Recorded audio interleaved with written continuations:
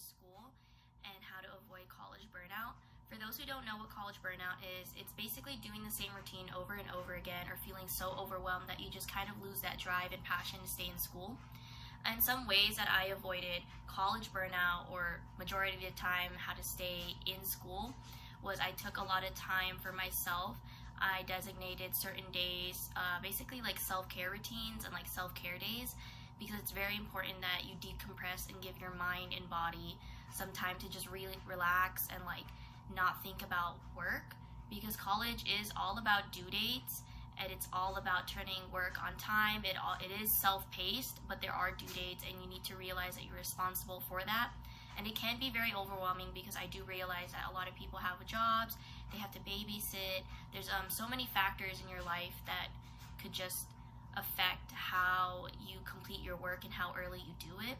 So I feel like it's very important that you take some time to just decompress from all the stress, because I feel like if you're so stressed and you don't really have an idea of how to cope with that, it's easy to just get lost in that feeling and feeling that you can't do it anymore. So I really encourage everybody to take some time to do self-care and self-love routines.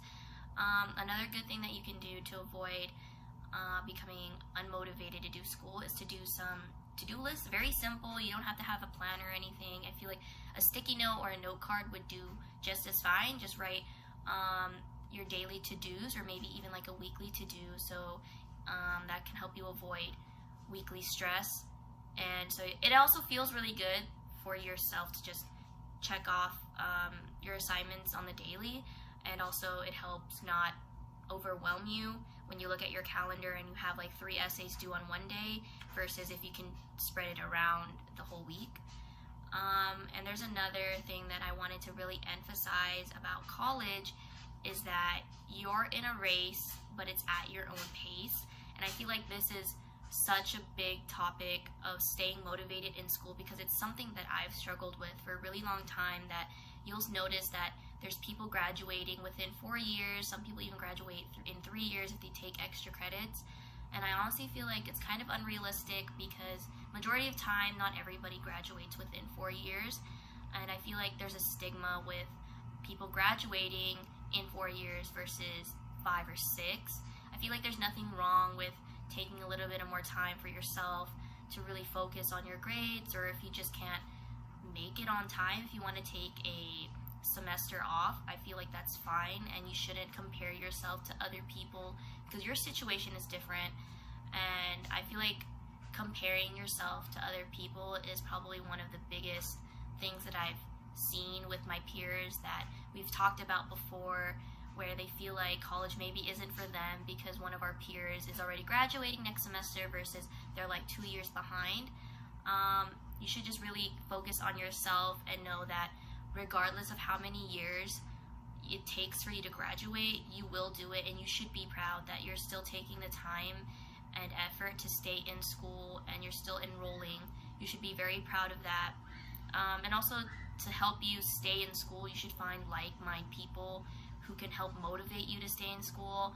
I find it really helpful if you make friends with people in classes that you've taken and create study groups, and maybe you can find people to take classes with you, so it doesn't feel as if you're too overwhelmed and lonely at the same time, so you can bounce ideas off of each other. It's very easy to fall off of the whole college track, college path, and I don't blame people who do, because college honestly isn't easy, and it is true that college isn't for everybody.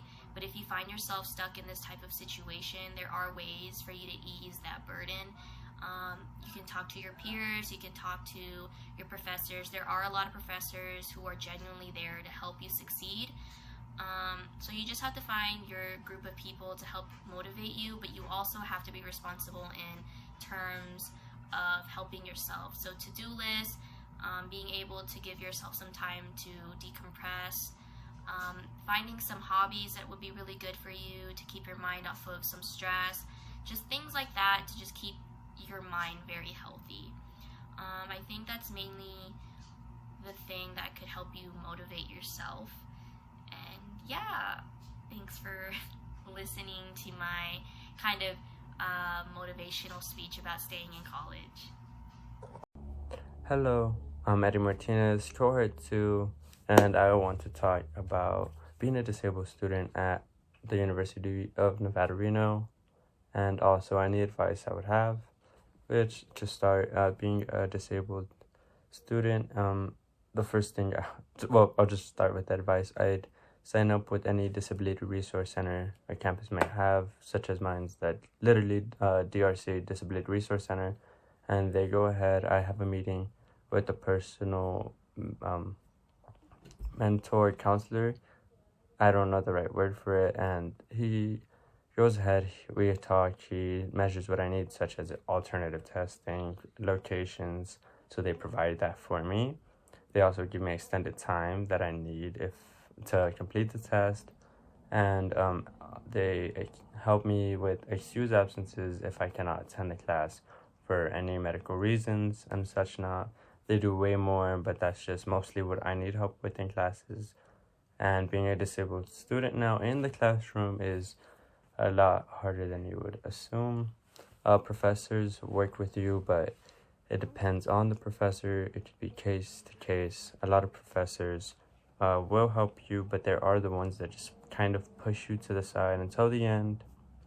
I had to complete a class a semester later due to a professor kind of just more focused on finishing the class with everyone else than helping me with everything in the class to finish along with them. But besides that, everything works real well. Most professors help you as long as you advocate. That's the important part. Every time I start a class, I go ahead, I talk to my professors, and I let them know aside, like, hey,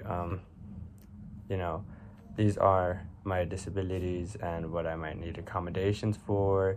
I've already spoke with the DRC. They will send you the accommodation list, but just to give them a background, and they could put a name to a face, and they'll work with you more often. If you can, go to office hours to talk to your professors as well if you need help. That's been a big help for me. They're always glad to help you. Just send emails out. It's always better to tell a professor beforehand, hey, I don't think I'm going to be able to finish the assignment in time. I have all this going on. Then after the assignment's due, and let them know, hi, I didn't get it finished for this reasons. Always try to just keep up with the work and keep a calendar letting them know exactly, roughly what's going on if you can't complete it or not. And that'd just be my best advice. A lot of it's just advocating for yourself and just trying to put the pressure on professors to help you. Hi everyone, so Ms. Mosca wanted me to make this video to share my experiences of what it's like to be responsible now. And first, I just like to say that it's very hard once high school's over. I mean, senior year is always the hardest, so I think you have to, if you think that's hard, it's gonna get harder. I'm not gonna sugarcoat it at all, because it is pretty hard, because the transition from high school to college is pretty rough, especially when you're first gen and you don't know what you're doing. I think fast forward, figuring all of that out is always the hardest, so if you could get that done as soon as possible, it would really help you out. My current college, I go to Nevada State.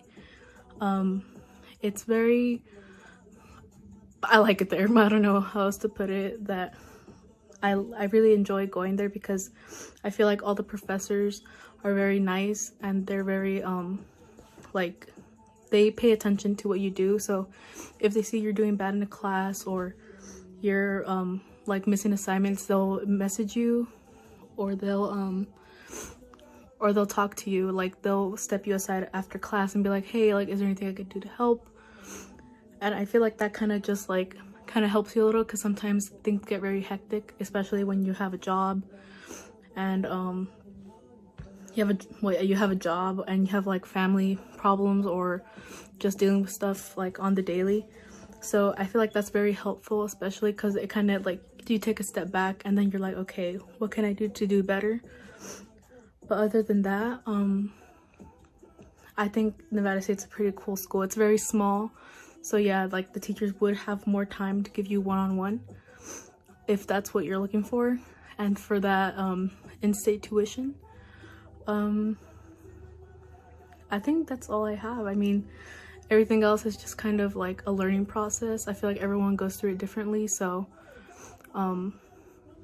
it would just depend on how you currently like take stuff. And I think you just have to put on like tough skin for when things get hard, because sometimes you're your only person that can support you. So yeah.